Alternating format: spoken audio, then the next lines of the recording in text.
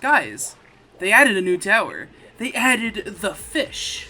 It's pretty fruity too. Now, I'm pretty late to the party, and every YouTuber has already talked about this guy to death and his related exploits and what have you, so I'll keep this summary brief as well as my opinions.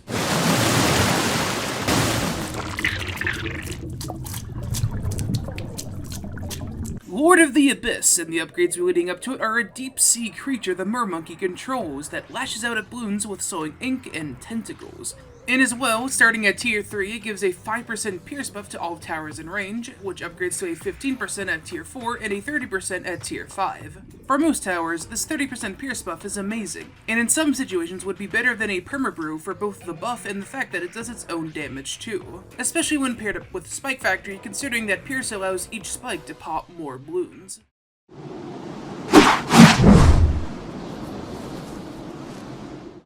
Pop Titan wields a trident that splits on hits, doing 4 damage at tier 3, 6 at 4, and 12 at tier 5. This damage increases the longer he attacks, as well as doing bonus damage to frozen Bloons and Mob class Bloons. At tier 4, he gains the ability to shoot a jet of snowballs in a targeted direction, essentially being a crowd nuke. This is upgraded at tier 5, as well as being given a full map freeze. This tower is basically the DPS path and synergizes very well with its own ability as well as Ice Monkey's middle path ability.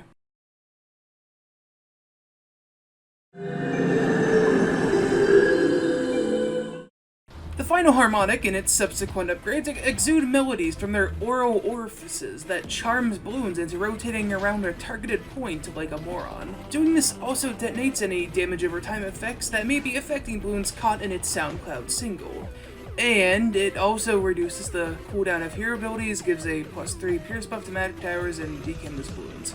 Honestly, I don't like how many things it does. I really don't know why it does all of this. Why does it reduce hero cooldowns? Why does it decamo? Is that really necessary? I know it's supposedly overpowered with high damage over times, like Bloon Solver and Bloon Incineration, but to be honest, I just don't like using it because it's so power and feature creeped like Geraldo or Corvus. To be honest, my thoughts and feelings on this tower are pretty positive up until we get to this third path, because I just don't like how Ninja Kiwi just makes every new addition even stronger and more featurey than the last.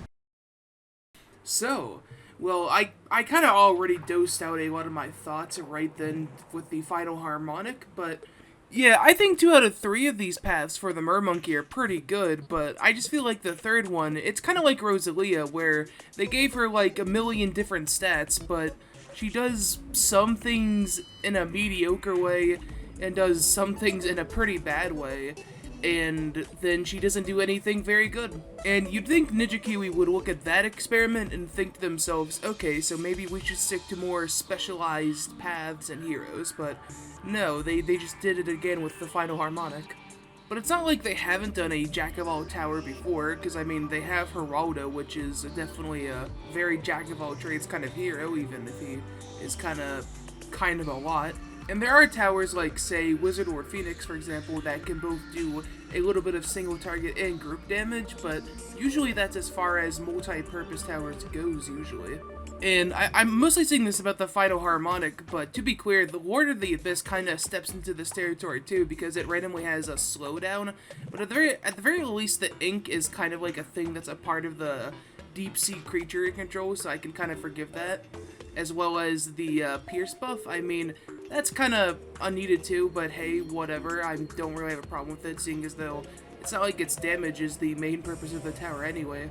And well, I guess this is all to say, at the very least they did a better job with this than Beast Handler, because to be honest, I still don't even like using the Beast Handler. It's something that takes up so much of your income because you have to have so many to actually make the tower effective. I don't really like using it. Meanwhile, you can just have one of these guys down and at the very least they accomplish something.